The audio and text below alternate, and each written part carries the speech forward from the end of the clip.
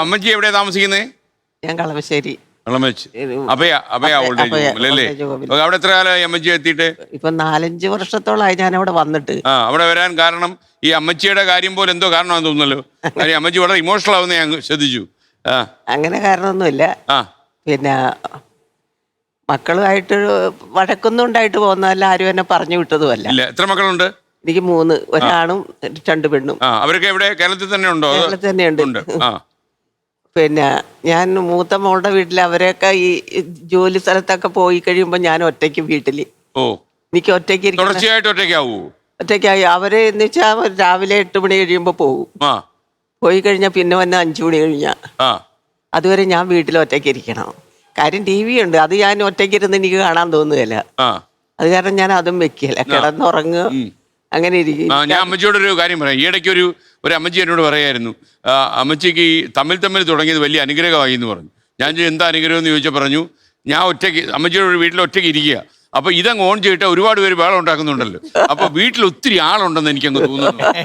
എന്നോട് ചോദിച്ചു എപ്പോഴും ഇതങ്ങ് ഇടാൻ പറ്റുമോ ഈ പരിപാടി എന്ന് പറഞ്ഞു. ഞാൻ പറഞ്ഞു അപ്പം മിക്കവാറും ഞാൻ ഒറ്റയ്ക്കായി പോകുന്നു പറഞ്ഞു. എന്റെ ആഫീസിൽ അങ്ങനെ ഇരുന്ന് വിഷമിച്ചപ്പോഴത്തേനും ഞാൻ സ്വയം ഇറങ്ങിപ്പോന്ന് ബസ്സിൽ കയറിയിരുന്ന വെച്ചാൽ ഞാൻ എൻ്റെ മോളോട് വിളിച്ചു പറഞ്ഞത് ഞാൻ കളമശ്ശേരിയിലോട്ട് പോയി. അവർക്ക് അറിയായിരുന്നു അമ്മച്ചി ഇങ്ങനെ ഇറങ്ങി പൊക്കളയിൽ അറിയായിരുന്നു.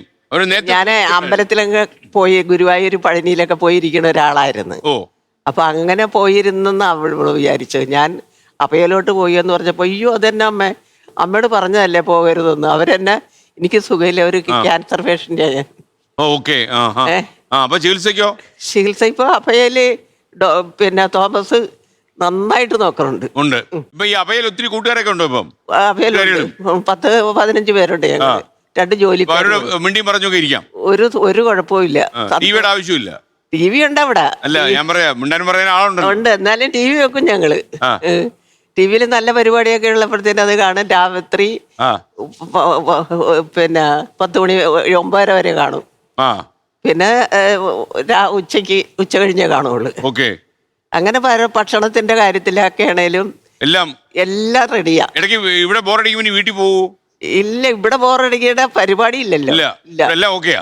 ഓക്കെ, തോമസ് അത്ര കറക്റ്റ് ആയിട്ടാ എല്ലാരും നോക്കണത്. ലോകത്തെവിടെയായാലും ഏത് സമയത്തും 24 വാർത്തകളും ഓഗ്മെന്റഡ് റിയാലിറ്റി പാക്കേജുകളും എക്സ്പ്ലെയിനറുകളും വിശദമായി കാണാൻ ഞങ്ങളുടെ YouTube ചാനൽ നിങ്ങൾക്ക് സബ്സ്ക്രൈബ് ചെയ്യാം.